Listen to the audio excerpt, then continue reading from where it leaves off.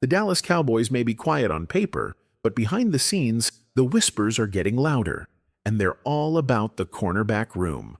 Let's get right into it. One name has suddenly re-entered the conversation: Stefon Gilmore. Yep, the veteran corner who brought experience, leadership, and clutch plays to Dallas just last season. And now, he might not be done in Big D. Social media sparked the fire. Cowboys safety. Juanyeh dropped a tweet that got fans buzzing, talking about a great conversation with the OG himself, Stefon Gilmore. And Gilmore didn't stay silent. He responded. That's all it took for the fan base to explode with speculation. Now, let's be real. This doesn't confirm anything. There's no official contract, no press release. But it sure feels like there's something cooking. Gilmore and Juanyeh clearly have a bond. Mentor to protege. That matters, especially for a team still figuring out who exactly will hold the line on the outside. The Cowboys' cornerback depth? It's thin. Injuries, inconsistency, question marks all over the depth chart. That's why a guy like Gilmore, a smart, steady, proven presence, makes so much sense. He knows the system. He never really wanted to leave. And right now, Dallas needs someone who can hold it down without needing time to adjust. Could this just be two guys talking? Sure. But when it comes to NFL off-seasons, this is how the sparks usually start. So let's pose the question. How would you grade the Cowboys cornerback group as it stands today? A, B, C, lower? Drop your grade in the comments. And be honest, because if Gilmore walks back through that door, this room could change fast. The Cowboys front office isn't in a rush, and that might be exactly the plan. Instead of jumping the gun on signing a veteran corner like Stefon Gilmore, Dallas could be taking a wait-and-see approach. Sources suggest they're likely holding off until training camp kicks into full gear, maybe even until after those joint practices with the Rams, before deciding if they need to bring in reinforcements at cornerback. And honestly, it's a calculated move. Let the young guys show what they've got. Let the coaches evaluate the depth. But if the secondary starts looking shaky, Gilmore's number might be the first one dialed. Now, if you were calling the shots, what would you do? Type S if you'd sign Gilmore now. Type P if you'd pass, at least for now. Let the fan base speak. But there's more to this cornerback story. And it starts with Trayvon Diggs. Nick Harris of the Star-Telegram dropped some solid insight recently, especially in his breakdown of the Cowboys' cornerback depth. One of the biggest takeaways? Diggs' recovery timeline. According to Harris, there's still a real chance that Diggs could be cleared from knee surgery in time for Week 1. But don't get your hopes too high just yet. The expectation around the league is that he'll likely miss the first 4 games of the season, landing on short-term IR. That's a blow, no doubt. But here's the thing. Diggs wants to be ready for Week 1. He's locked in, focused, and aiming to return sooner than expected. That mentality, that fire, matters. Still, others around the organization have hinted at a more cautious timeline. Some insiders expect real clarity by mid-August, which could be a sign he's not quite on pace for opening day. And yet, even if Diggs returns by Week 4, that's a huge win for Dallas. You take that scenario 10 times out of 10, because a healthy Trayvon Diggs changes everything. And with Gilmore still on the market, the Cowboys have options. Let's be honest, the Cowboys desperately need Trayvon Diggs back on the field. And every update we get, even a glimmer of good news, matters. Nick Harris's recent report hinted at something fans have been dying to hear. There's still a chance Diggs could suit up for Week 1. And while that's far from a guarantee, it's the most optimistic outlook we've seen in weeks. Truth is, no one outside the facility knows exactly where Diggs stands in his recovery. This isn't your typical injury. Every knee surgery comes with its own challenges, its own setbacks. Other players, like Noah Brown, bounced back after more recovery time. But Diggs is working on a tighter schedule. And yet, every single day matters in this rehab process. Here's what we do know. Tackling concerns or not, Trayvon Diggs is a difference maker in the secondary. Ball hawk instincts elite closing speed, and that ability to flip momentum in a heartbeat. You don't replace that with just anyone, even if he never replicates his monster 2021 season. 11 INTs, 21 PBUs. He's still a dangerous weapon when healthy. And look at this roster. It's clear. Dallas needs him. So how many games will Diggs miss this year? Drop your predictions below. 1, none, more. Let's hear it. But Diggs isn't the only corner fighting to get back. Josh Butler, another player trying to claw his way into the rotation, is still working through his recovery after tearing his ACL last Thanksgiving. According to Harris, the expectation is that Butler returns around the midseason mark. That's a long road, but not an impossible one. Once cleared, the likely plan. He lands on the practice squad, and from there, if injuries hit, or if someone in the secondary slips, Butler could get the call-up. It's a long shot, sure, but this is the NFL. All it takes is one chance. Butler flashed last year when nobody saw it coming. He earned his moment, and in a secondary that's already stretched thin, don't count him out just yet. Let's be real. Expecting Josh Butler back any time before midseason is a long shot. Coming off an ACL tear in late November, the timeline is tight, especially for a cornerback who relies on quick cuts and explosive movement. Nick Harris's projection feels spot on. Butler probably won't be ready until the middle of the season, at best. That doesn't mean his journey is over.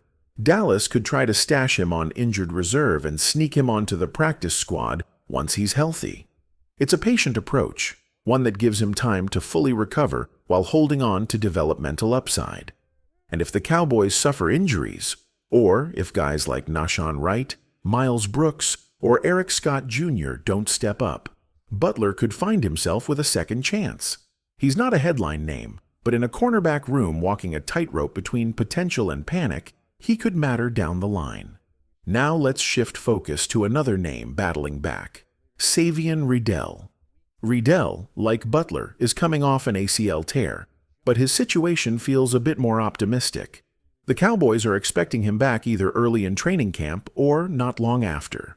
A cautious approach wouldn't surprise anyone, though. Dallas may place him on the PUP list for the first few practices, giving him a soft ramp-up. They've done it before with other players, and it's all about protecting the long-term return. There was a report of a minor setback earlier in the offseason, but nothing major, just part of the recovery grind. And here's why Redell matters. When he was healthy, he flashed. Outside of one big play allowed, he was turning heads in camp. Tall, long, fast. He checks every physical box this front office loves in its corners. It's early, but if Redell can get healthy and stay healthy, he could be a sneaky piece in this secondary. And with all the uncertainty at corner, the door is wide open. Let's talk about Savian Redell, because his story isn't just inspiring, it's unbelievable. This guy was working Amazon night shifts just a few years ago. Then he took a shot, earned a scholarship at ECU, and clawed his way onto the radar. Now he's here, wearing the star, battling for a role in the Cowboys' secondary. But let's pump the brakes just a little. Redell is athletic, raw, and still learning the position.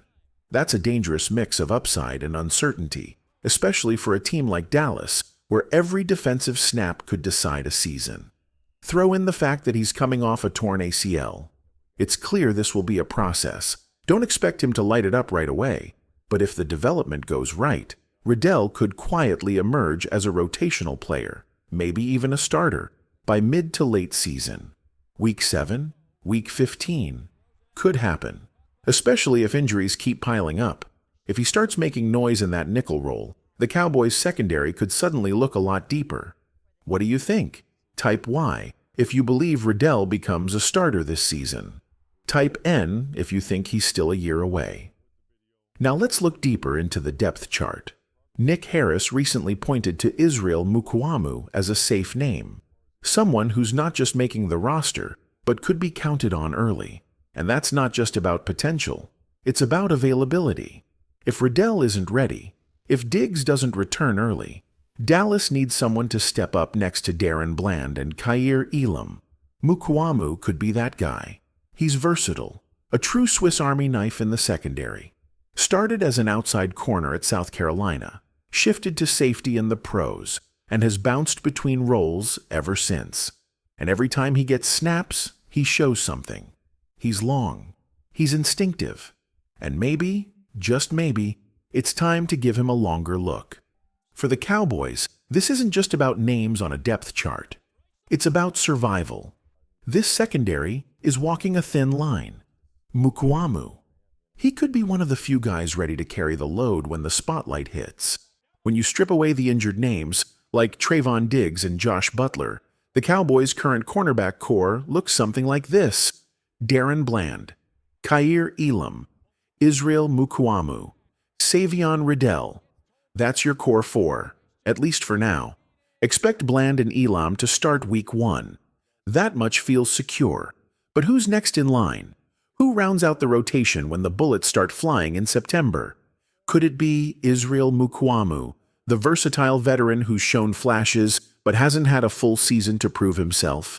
Or maybe Savian Redell gets healthy just in time to step into a major role? Or does someone else completely unexpected rise through the chaos? Let's hear it in the comments. Type EM for Israel Mukuamu. Type SR for Savian Redell. Type O if you believe it'll be someone else, like a healthy Trayvon Diggs, a late free agent signing like Stefon Gilmore, or a surprise name like Caelen or Nahshon Wright. One name that remains just outside the safe zone is Carson. Last year's day 3 draft pick. He had potential, no doubt, but 2023 was underwhelming. He didn't deliver on that early promise, and to make matters tougher, he's been rehabbing from a shoulder injury this offseason. That said, the Cowboys still see value in him. If there were 5 locks for the roster at corner, Carson might be that 5th guy. Young, talented, raw, but very much in the mix. He's not guaranteed anything, but he's got the inside track on cornerback 5. Beyond that, the bubble starts to thin out. SLCJ Goodwin, primarily a special teamer. Kemon Hall, Robert Rochelle, Andrew Booth Jr., all long shots unless something unexpected happens. Bruce Harmon, Troy Pride, haven't moved the needle. If Dallas carries 5 corners, the math favors Carson. But don't rule out 6. Depth matters. Injuries happen. The battle at the bottom of the cornerback chart might not make headlines today, but it could shape the defense's future tomorrow.